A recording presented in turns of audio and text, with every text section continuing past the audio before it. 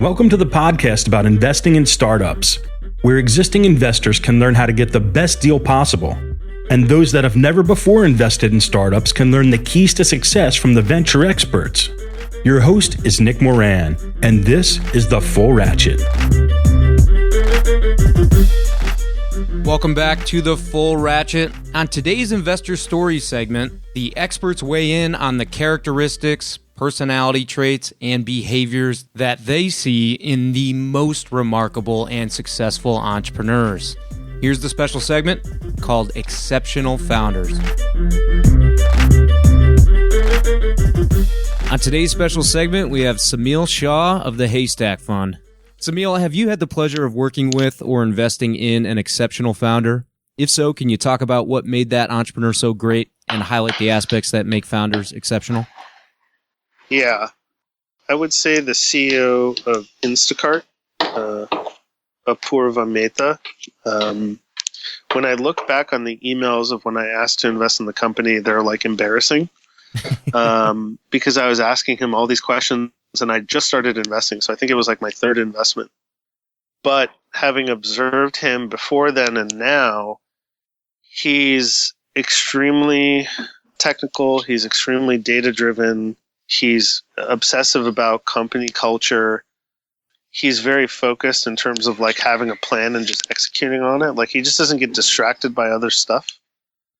He's willing to do kind of crazy work. Like I think Trader Joe's in the beginning told Instacart to buzz off, and they went and hired a contractor to buy every SKU in Trader Joe's, and they set up an ad hoc photo studio, and they took a picture of every item inside Trader Joe's. Wow. And then when he adds to his executive team, rolls out other cities, like I remember asking him, like, how are you going to roll out the other cities? Are you going to move there? He's like, no, it'll all be software. He's like, eventually in the future, if someone opens up Memphis, I don't even meet them. They go to Memphis, they open up the page, and the software walks them through how to set up the city. And then also just like the fundraising prowess, like he just knows how to tell a very crisp long-term story to investors that he's always had more money offered to him than he's ever taken. So he's just an elite, has the potential for an elite player. On today's special segment, we have Sergio Guerrieri of Tech Coast Angels. Sergio, have you had the pleasure of working with or investing in an exceptional founder? And if so, can you talk about what made that entrepreneur so great and unique? Of course. So again, I like to go back to the Savara story. And again, a strong company starts with a strong CEO. So the CEO of Savara is Rob Neville. And the reason why I think he's been so successful so far is because, first of all, his personality. He's definitely very knowledgeable. He reads a lot. Even if life science is not necessarily his background, you could never tell. You need to spend hours and hours or weeks with him to understand that his original maybe expertise was in software. You could never tell.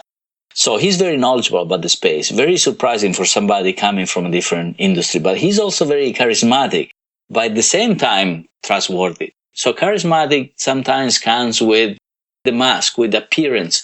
He is somebody who's very genuine. He really cares about his patients because he's developing, of course, a drug for cystic fibrosis patients. Also, he cares about his shareholders. If you hear him talk, he always talks about what's in interest of his shareholders. His morals and ethics are very, very strong. And that's his persona. He always has a very clear plan that is ready to be executed. However, that's not enough because you could have a beautiful plan. But your plan, sometimes you hear your plan doesn't necessarily is going to hold when actually you end up encountering your enemy, which is real life or your real customers or in this case, your real patient. So he is really excellent in terms of risk management. Again, because there will be a rainy day. So what do you do when it rains? So what I like about him, he always has a plan B and sometimes even plan C. So he wants to have multiple options so that one or the other is going to work. We don't know which one, but one or the other. Hopefully it's going to be plan A, but if plan A doesn't work, we have other options. And then his communication skills are just really, really outstanding. Both verbal skills, written skills. He's very diligent. He will spend hours and hours with individual shareholders. And by the way, because the company's been so successful, I believe by now has probably hundreds of shareholders, very large number of angel investors. But that's not it. He's got a lot of skin in the game. What that means is that he invested in Savara even before he became their CEO. So he had invested hundreds of thousands of dollars of his own cash when he became CEO. And then another factor which is important is history of success. So he was actually able to sell his previous company for over $100 million with a single round of angel financing of only $2 million. So basically that venture resulted in a 27x return for their investor. So that was a great story, and I think he's the best CEO. On today's special segment, we have Gil Penchina. Gil, have you had the pleasure of working with or investing in an exceptional founder? And if so, can you talk about what made that entrepreneur so great and unique? Gosh, there's so many. Yeah. So I met with Slava at Indiegogo yesterday, and he was walking me through the company's values and mission statement about, they're a fundraising company. They help you raise money for almost anything. They had the first crowdfunded baby where a woman raised $10,000 for IVF. And they have movies and art and music being fundraised and really cool electronics toys and drones and all kinds of stuff. And what I found fascinating about Slava's description was how early in the process they had missions and value statements. A lot of startups I work with, they find a customer need, they develop a product, they iterate. There are 100 people, and they're like, wait a minute, we have all these people, and they don't know what we're about.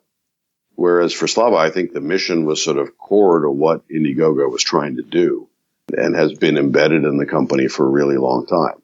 And you could say the same thing about, Reid Hoffman at LinkedIn, who when he started said, it's about the network, right? It's about your relationships.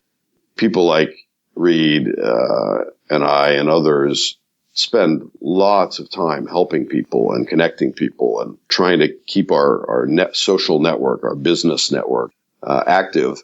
And Reid's whole point was, we're all doing this. If we could do it simpler and faster and easier, maybe more people could benefit from this because they could, find a simple way to do it.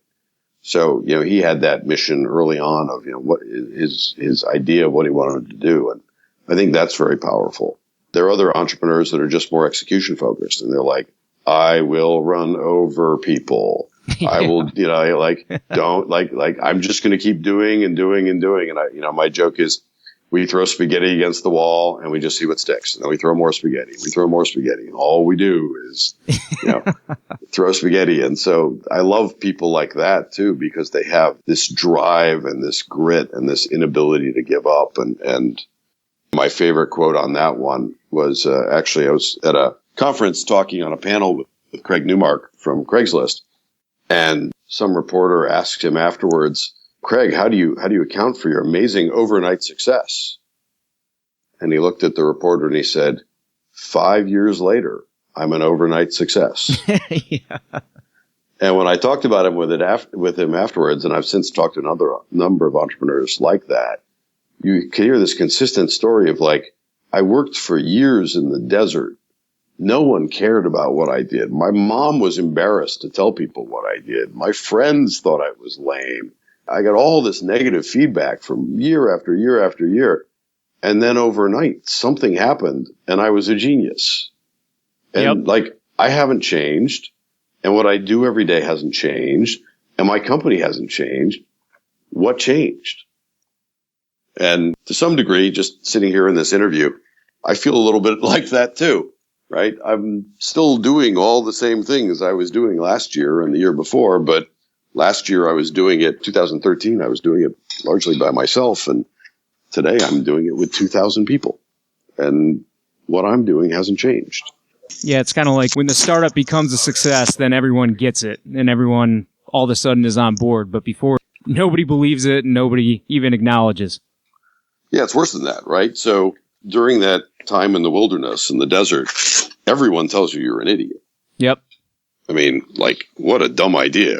Who would ever do that? It's so easy. 9 people are going to copy you. And you go, wait a minute, I'm confused. You told me it's stupid. And then you told me 9 people are going to copy me. Which is it? And the answer a lot of times is both.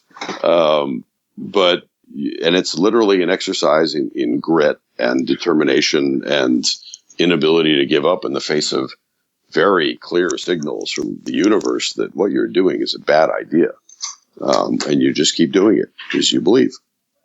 Now, it was Sam Altman maybe that said that all the best ideas are black swans in the beginning?